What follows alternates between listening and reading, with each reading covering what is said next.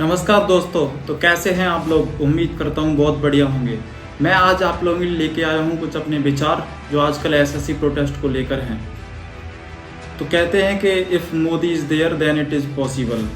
जो आजकल सब देख पा रहे हैं, मैं भी देख पा रहा हूँ। एक महाराज जी ने एक बात कही थी कि अगर आपको 4 होटल का खाना अगर डेली आप खा रहे हैं, तो आपको घर का अगर खाना दिया जाए तो आप उसमें सहमत नहीं होंगे। आपको आदत लग चुकी है उन चीज़ों की।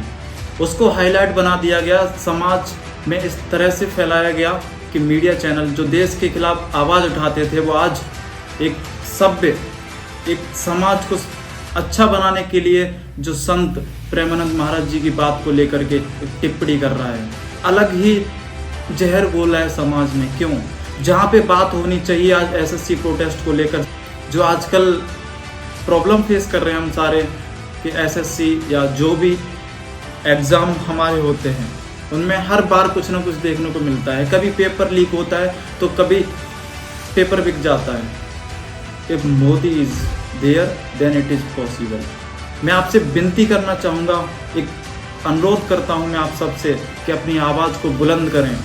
जो आवाज़ उठा रहे हैं उनका साथ दें, जिससे कि इस देश में बढ़ रहे करप्शन और इस तरह के धांधली जो इस तरह से आजकल हम देख पा रहे हैं, इसको ख़त्म किया जा सके।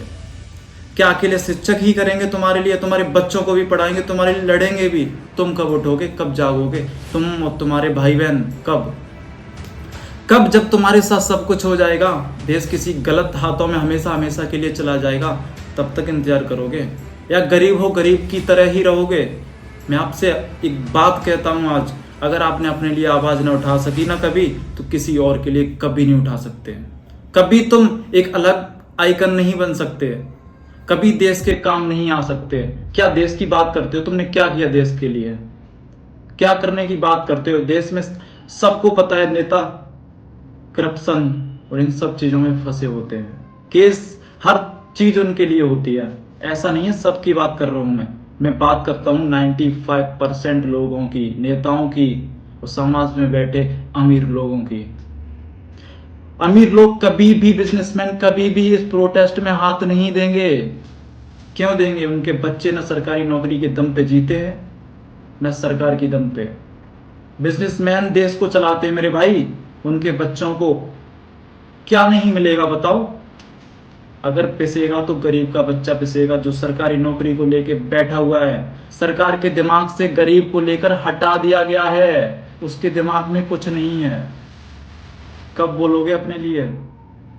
कब तक वो शिक्षक लाठी खाएंगे तुम्हारे लिए? हमें जरूरत है आपकी।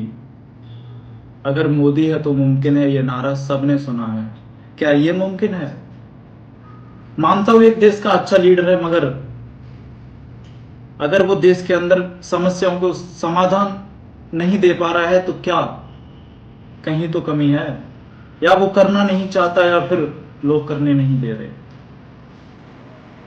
जरूरत है हमें उठने की, जागने की और अपने हक के लिए लड़ने की। वो टीचर जो तुम्हें बचपन से लेके आज तक तुम्हें सिखाते हैं और तुम्हें कुछ बना देते हैं, तो तुम उनसे कहते हो कि अगर मर्द होते तो वर्दी पहनते।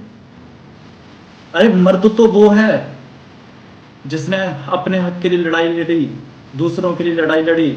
वो खुद के लिए नहीं खड़े हैं जनाब। जिन्हें आप मार रहे हो, जिन्हें अंदर जेल में डाल रहे हो, वो खुद के लिए नहीं है। ये देश के युवा के लिए है, जो तुम कहते हो कि देश का भविष्य है।